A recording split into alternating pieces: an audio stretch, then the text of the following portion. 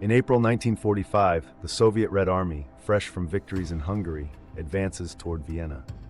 Their T-34 tanks cut through the snowy countryside, while distant smoke from artillery fire signals the impending siege.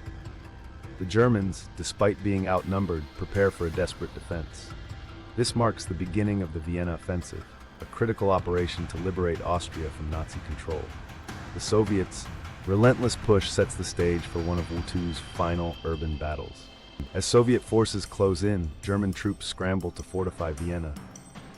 Anti-tank barriers, known as Czech hedgehogs, are erected in the streets, while sniper nests are set up in bombed-out buildings.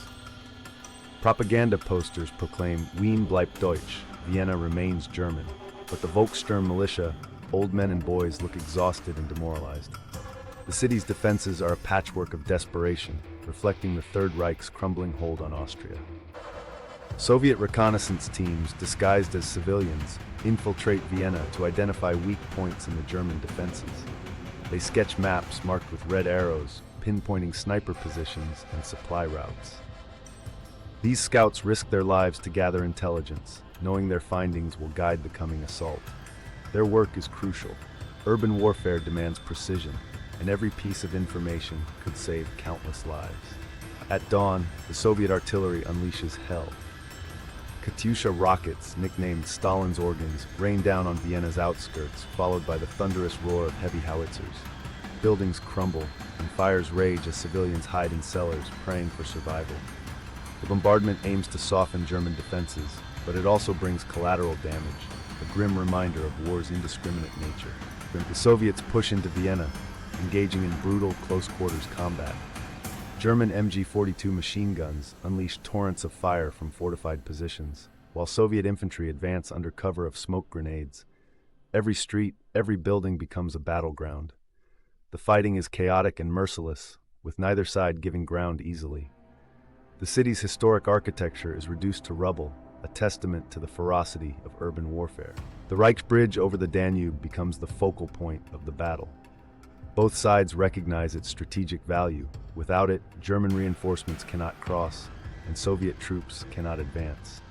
A fierce firefight erupts, with snipers picking off targets from rooftops and engineers braving gunfire to plant explosives. The bridge's capture will decide Vienna's fate.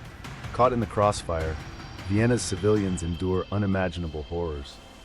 Families huddle in bomb shelters, while others flee with whatever belongings they can carry. Makeshift hospitals and churches overflow with the wounded, and doctors work tirelessly with dwindling supplies. The human cost of the battle is staggering. Women, children, and the elderly pay the price for a war they did not choose.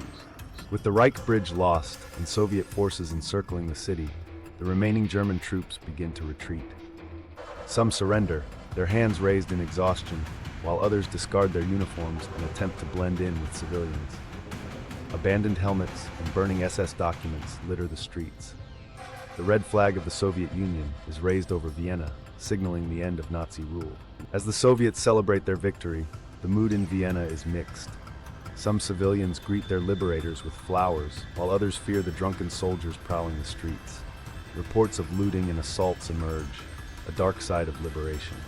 The Red Army's discipline varies, and for many Austrians, the end of Nazi rule brings new uncertainties. Vienna lies in ruins, its once grand buildings reduced to rubble. Soviet patrols maintain order, but the city is a shell of its former self.